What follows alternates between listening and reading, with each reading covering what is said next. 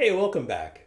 Great, so you have a 3D printer, now what? 3D printers have been marketed as this incredible tool, and they are. But are they any use to you if you don't know what to do with them? Are they really for consumers? Or are they a specialized tool for people to explore variations on design solutions? Oversold technology is a problem. Are you buying into it? I was walking through a Home Depot last year and enjoying the fact that Dremel had developed a 3D printer and stuck it in the hardware section of the store. Here's the thing, 3D printing is an iterating tool just like clay, pen, or paper, or any other great prototyping tool. Marketing to the primary demographic of a big box hardware store seems like a stab in the dark.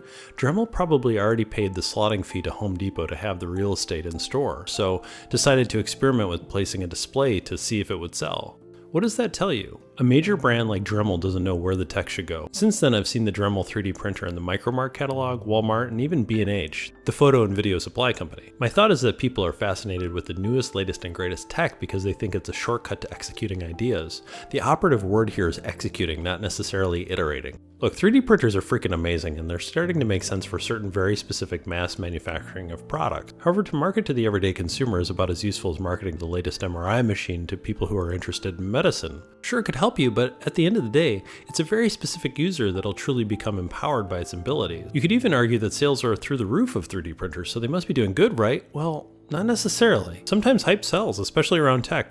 When people realize that what they bought is a tool that requires raw material, a general understanding of 3D, maintenance, a learning curve, the disenchantment will have some serious blowback. This is why I love schools that offer this tech up.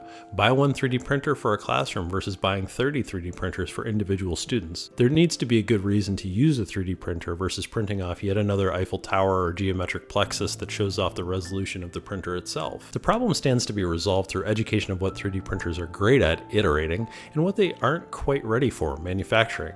How many crowd-funded platforms feature laser cutters, 3D printers, desktop CNCs, and the like?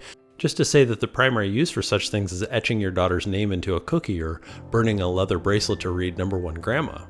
I'm sure your grandma's number one, no question there.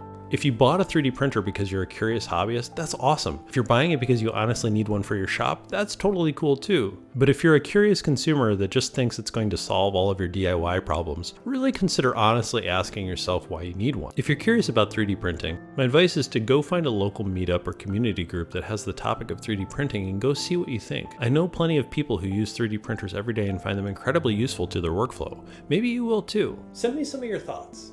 Did you buy a 3D printer and feel totally disenchanted by it? Are you a designer that uses 3D printers in your design process? Are you someone who just loves tech and had to have one? Let me know. Send me a note on Twitter and Instagram and I'll post some of the best insights and projects. Thanks so much. Have a great day.